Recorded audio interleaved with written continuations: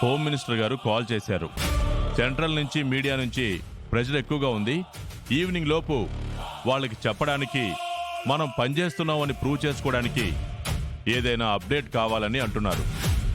Abdul phone number ని trace చేస్తే fake proofs పెట్టి సిమ్ తీసుకున్నాడని తెలిసింది సార్. సిమ్ ద్వారా మొబైల్ IMEI నంబర్ కనుక్కుని అందులో ముందు యూజ్ చేసిన సిమ్ డీటెయిల్స్ కనిపెట్టాం సార్. అతను ఒక బ్యాంక్ ఎంప్లాయీ సార్. ఓకే, అతనితో మాట్లాడుతున్నారా? రమ్య మాట్లాడుతుంది సార్. అతనితో మాట్లాడాను మ్యామ్. తన ఫోన్ 2 years బ్యాక్ ఓల్డ్ సిటీలో ఒక కేఫ్ దగ్గర పోయిందని చెప్పాడు మ్యామ్. 2 years బ్యాకే అబ్దుల్ బిందు వాళ్ళని హైర్ చేసుకున్నాడు. ఫోన్ కూడా 2 years బ్యాకే పోయింది. అంటే బిందు వాళ్లతో కాంటాక్ట్ లో ఉండడానికి ముందు ఫోన్ దొంగతనం చేశాడు, అంతేకా జడి? అంతే కేడి. బట్ ఫోన్ మాత్రం వాడు దొంగతనం చేసుండడు. అంత ఖచ్చితంగా ఎలా చెప్పగలుగుతున్నావు జడి?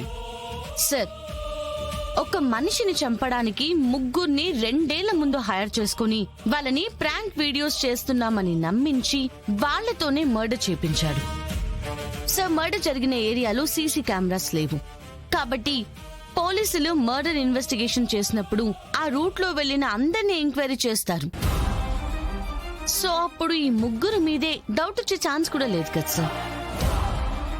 సో మన కళ్ళ ముందే తప్పించుకుని వెళ్ళిపోయేవాళ్ళు. కానీ ఈ ప్లాన్ లో వాళ్ళకి తెలియదు ఏంటంటే నేను కేడి వాళ్ళని ఫాలో అవ్వడం.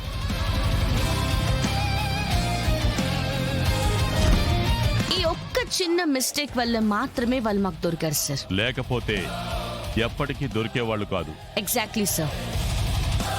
ఇంత ప్లాన్ చేసిన వాడు ఖచ్చితంగా నేరుగా ఫీల్డ్ లోకి దిగి మరీ దొంగతనం చేసే రిస్క్ తీసుకోడు సార్.